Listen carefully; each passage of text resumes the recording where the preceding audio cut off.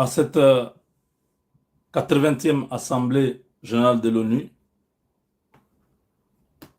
où l'Allemagne préside et la RDC et assure la présidence, la vice-présidence de cette organisation de l'ONU. Et cela nous met en vedette, en lumière. La diplomatie congolaise pourra faire un lobbying important à New York. La ville est saturée de délégations. Tout se lance ce dimanche. Lundi, les différents discours vont commencer. Et le mardi, Félix Tshisekedi passe. Si j'ai bonne mémoire, je vais retrouver le programme. Et le président Tshisekedi, il y a d'autres rendez-vous. Il y a une conférence sur investir en RDC, qui est aussi un grand événement. Et de là, direction Maison-Blanche, Washington. Après les discours de Donald Trump, vous savez, lui, il vient toujours en hélicoptère. Il atterrit au-dessus de l'immeuble de l'ONU, là. Dans l'ascenseur, il descend. Il vient, il parle. Dès qu'il a fini, il rentre par le même truc. Il est à Washington. Ça ne prend pas beaucoup de temps. Et je crois que même pour le président Tshisekedi, peut-être qu'ils pourront prendre un petit jet. Ils peuvent laisser l'avion présidentiel où ils vont aller avec ça, parce qu'après Washington, ils vont directement rentrer. C'est une semaine magique, une semaine de grandes choses qui vont se faire. Vous savez, pour aller là-bas, ça nous prend des moyens, tout ça. Je crois, mon frère Kalonji est déjà sur place. Nous sommes en train de voir dans quelle mesure nous pouvons être là. C'est autant de dépenses à New York par jour. Vous êtes autour de $1000 si vous êtes en ville, au centre-ville là. $1000 par nuit. Donc il faut un peu vous éloigner pour avoir une chambre à 400 ou à $500 cette semaine ici. C'est incroyable. Une fois j'ai fait ça, ça m'a pris presque $6000 pour faire une semaine. C'est beaucoup d'argent. Les billets d'avion, le transport, les restaurants, tout ça, à nos propres frais. Quand l'État congolais regarde ailleurs, nous faisons le travail de la République. Je me dis, il n'y a rien qui est perdu. Ce que nous faisons, il y a quelqu'un qui voit. Si les hommes ne voient pas, quelqu'un voit. Nous continuons à faire ce que nous faisons. Ce n'est même pas aujourd'hui. Ça a commencé depuis 2015, 2016. On faisait déjà ce mouvement-là d'aller à Washington, à New York. On le faisait toujours. Je pense qu'un jour, Dieu pourra nous récompenser. Dis-nous d'une autre manière. Dieu n'est débiteur de personne. Si ce que je fais ici, c'est pour ma famille, que je puisse vraiment rien espérer. Mais si ce que je fais ici, c'est pour la République, et que la République, là, se dise, bon, c'est pas notre affaire, c'est son histoire, c'est lui qui veut faire. C'est pas un problème aussi. Mais ce qui est important ici, c'est le message que je vous dis. Tout le décor est déjà planté. À la Maison Blanche, il n'y a plus rien à dire, non, on doit encore arranger, corriger un texte et tout ça. Non, tout est déjà là. Jusque-là, je n'ai pas encore de précisions sur la présence de Kagame à Washington, à New York ou à Washington. Vous savez que il y a des rumeurs qui peuvent être arrêtées. Je ne confirme rien. Il y a beaucoup de choses. La politique, il y a des surprises. Bon, peut-être qu'il a reçu les assurances du gouvernement américain qu'il n'y aura rien. Donc, l'année dernière, il n'a pas été admis sur le territoire américain. Si vous vous souvenez, Kagame n'était pas à l'ONU. On ne lui avait pas permis d'y entrer. C'est après que sa femme avait été admise à avoir le visa des États-Unis.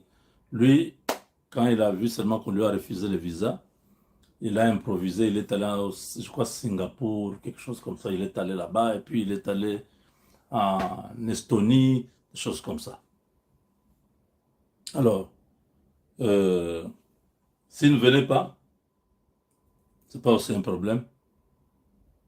De toutes les façons, l'accord de paix là, c'est une formalité pour Trump. Trump vous dit, même hier, il a dit, à bord de Air Force One, il a dit, la guerre du Congo là est déjà terminée. Je vous avais mis l'extrait, mais je n'avais pas laissé jusque là où il avait dit ça. Mais quand vous suivez, vous allez sur YouTube, vous tapez White House, donc Maison Blanche, vous allez voir là, les vidéos de la Maison Blanche.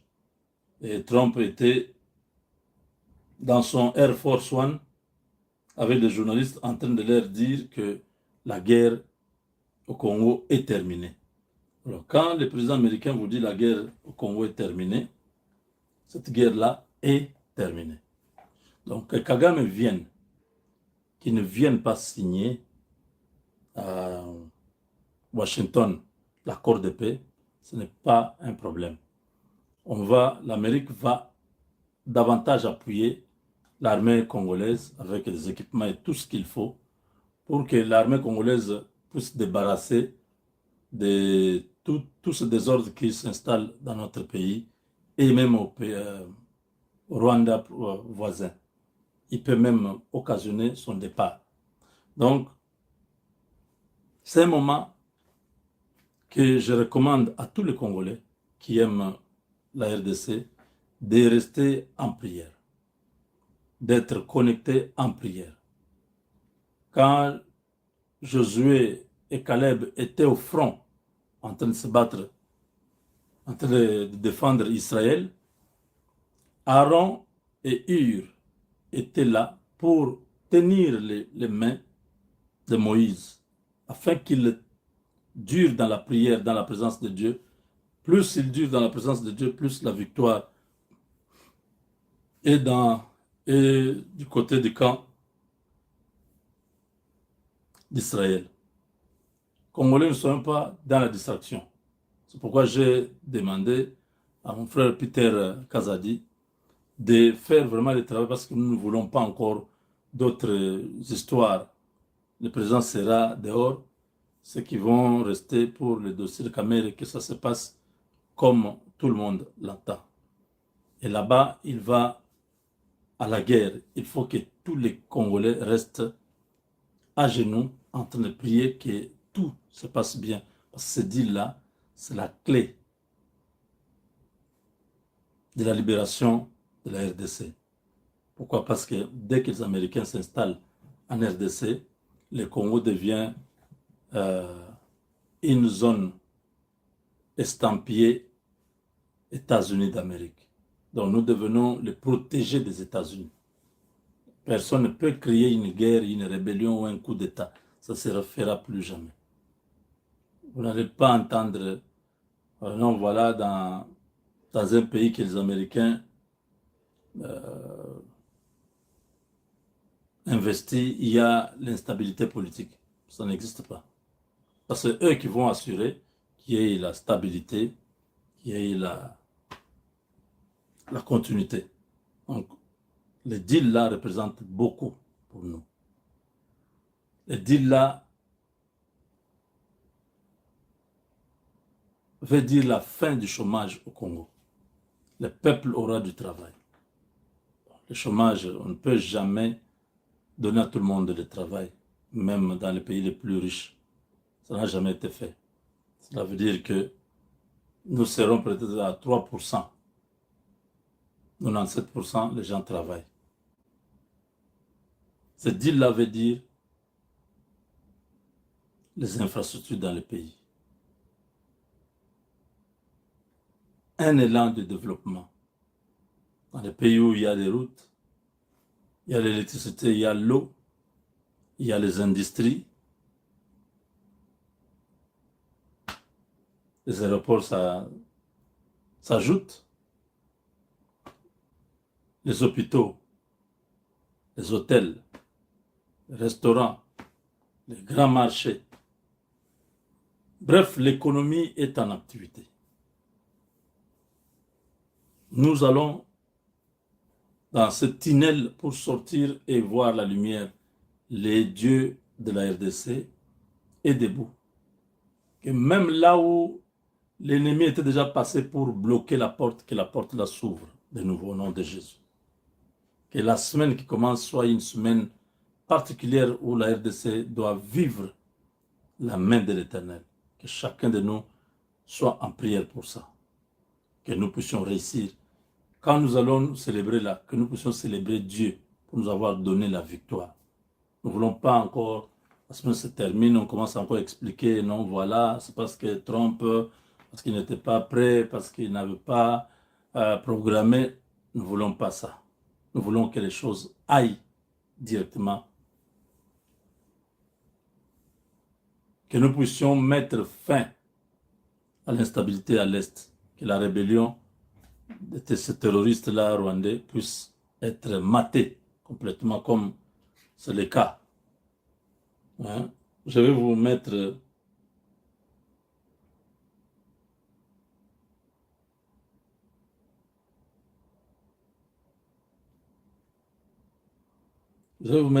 une vidéo de Corneille Nangaa. Vous allez vous fâcher. Beaucoup de gens qui soutenaient Nangaa, quand ils ont vu cette vidéo, ils ont compris que c'était une... Nangaa, ce n'est plus un Congolais, c'est un gars qui est vendu, qui travaille à la solde des Tutsis, qui l'ont acheté. Les Moïse Nyarugabo sont là-bas et tout ça. Nangaa, c'est juste comme Mouzé, mais Mouzé était intelligent. Mouzé avait refusé de travailler pour ces individus-là. Écoutez ce que Nangaa dit. C'est notre frère Patrick Fonja, qui est en Europe, qui a fait l'extrait de cette vidéo. Et vous allez même suivre comment il est en train de réagir. C'est-à-dire, vous comprenez que tous ceux qui croyaient que Nangaa était en train de défendre une bonne cause, ils se sont trompés, ils se sont repentis. C'est le moment de rentrer à la maison, de comprendre que ça ne servait à rien de soutenir ces criminels-là. Ce sont des criminels et ils vont payer pour tout ce qu'ils sont en train de faire à la République. Suivez ça. Je me suis rappelé d'une réunion que nous avons il y a 2-3 jours. Attendez. Il dit, mais la question que nous nous sommes posée, de Bukavu à Minembwe, c'est combien de kilomètres? Évidemment, chacun a donné des chiffres. Alors, j'ai posé même à maître Moïse un jour, pour arriver à Minembwe, il faut passer par où? Pourquoi à Minembwe? Il m'a donné plusieurs schémas, plusieurs options. Ma Mais communauté. la route principale, c'est celle qui devrait passer par Uvira, Baraka, Fizi, et qu'il m'a parlé d'un rond-point. Nous, le Dangala, que nous allons nous retrouver. Et alors, on a dit. Mais en détail, il y a plusieurs autres options. À partir de Kaziba, on peut accéder. Et qu'il y a une autre route qui partirait de Bukavu, Walungu, Mwenga, pour remonter par derrière. Mais pourquoi en 60 ans, si à partir du Kamanyol, on m'a dit que c'est autour de 100-150 km jusqu'à Minembwe, pourquoi on n'a jamais construit une route? Et pourtant, Roubaix a été ministre de Nos décentralisation. frères qui sont là, nous pleurons, nous commémorons aujourd'hui. C'est triste. J'ai dit que j'allais donner un message d'espoir. Nous commémorons les morts aujourd'hui. Mais ce qui se passe en Corse aujourd'hui, depuis plus de 10 jours, je dirais depuis plus de 3 semaines, que la population de Minengo n'ait pas accès même au sel, aux médicaments donc savants, et qu'il y a des gens qui orchestrent ça. Ce sont des crimes de guerre. Mais qu'est-ce que nous faisons? Devons-nous croiser les bras? Non. Mesdames et messieurs, Levons-nous contre cette injustice. Aujourd'hui, toute la population, ou la communauté Tossi, de Banyamulenge, 15% seulement vivent au plateau. 85% sont au mieux dispersés dans les villes, dans des camps de réfugiés, ou éparpillés comme exilés ou réfugiés à travers le monde. C'est triste. Est-ce que ça doit continuer comme ça? Ça doit nous interpeller tous. Troisième message. Malheureusement, mon adjoint ici m'a dit quelque chose ici, que le bourreau a des complices parmi ses victimes. Commençons par nous unir, nous les Tutsis, devant une question existentielle. Pourquoi devrions-nous avoir des divisions entre nous? C'est une interpellation. Mesdames et messieurs, voici le combat de Nanga. Extrapolons les Baswahili. Pourquoi vous laissez-vous manipuler? N'importe quoi. On parle aujourd'hui des Wazalendo.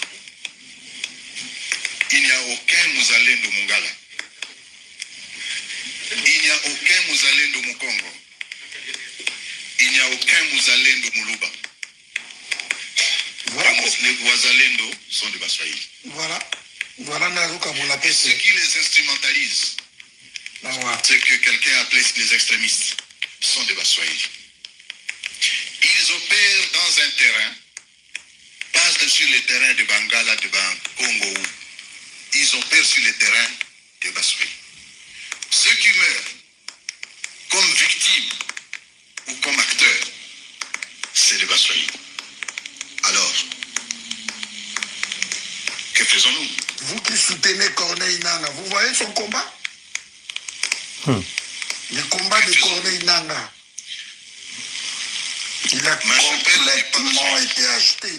Ma chapelle, c'est le Congo. Par une cause Tutsi, une cause rwandophone. Probablement, je vais terminer pour vous dire le vivre ensemble. Ils nous ont tués, ils nous ont manipulés. Le Congo nous appartient et il appartient à nous tous. Et je voudrais ici, au nom de mes collègues, de l'autorité que nous gérons là, ici, vous dire. Aïe, aïe, aïe, aïe, aïe, aïe. Vraiment, vous avez tout compris, hein? Donc la guerre là que vous entendez à l'Est, c'est une guerre pour les Tutsis. Ça n'a rien à voir avec le Congo. Non, nous allons jusqu'à Kinshasa pour chasser Tshisekedi. Non, vous avez suivi. Il dit il n'y a pas les Wazalendo, Baluba, Bakongo, Bangala. Les Wazalendo, c'est toujours les Baswahili. Pourquoi nous nous entretuons? Unissons-nous. Nanga est venu avec un discours qu'on lui a donné par Paul Kagame avec tous les autres, les Nyarugabo, pour venir flatter les Tutsis, montrer que il les aime. Voilà comment il divise pour mieux régner. Voilà son plan. Il n'y a rien de...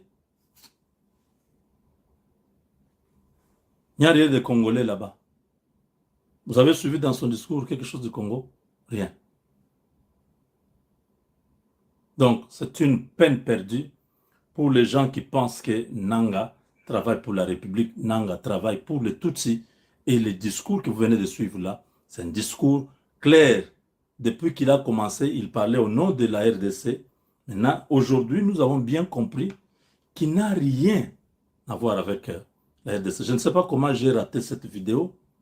Heureusement, notre frère Patrick Efonja, mon frère, ça fait longtemps. Tu es du bon côté de l'histoire. Donc, là, c'est une vidéo comment on dit, interpellatrice des Congolais qui pensaient qu'il faut que Tshisekedi akende Nangaya, les Pero Louar et les autres. Voilà, Pero, Nanga ne se bat pas pour les Congolais. Il se bat pour les Tutsis. Il a parlé de Minembwe.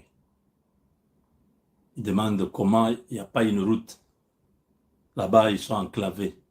Il veut créer cette division-là au sein de la République en disant les Wazalendo sont Swahili, sont en train de s'entretuer entre Swahili. Il faut arrêter de s'entretuer, qu'on soit ensemble contre les autres. Parce qu'il n'y a pas un Moulenge, Mungala, Mukongo ou Muluba. Donc, nous devons être ensemble, hein, les Swahili et les Tutsis, nous devons être ensemble contre les trois autres espaces linguistiques-là. C'est ça son plan. Si vous adhérez à ma cause, vous les Wazalend, vous comprenez que nous tous et les Tutsis, nous sommes ensemble. Nous prendrons maintenant, nous allons libérer Uvira, nous irons vers les Bangala, les Baluba et les Bakongo et nous allons prendre tous les pays. C'est ça la stratégie. Il faut gagner d'abord la confiance de tous les Wazalend parce que c'est ça l'épine dorsale. C'est ça la difficulté qu'ils ont. Ils ne peuvent pas surmonter ça. Avec Dieu, nous vaincrons. Vous avez bien compris. Donc,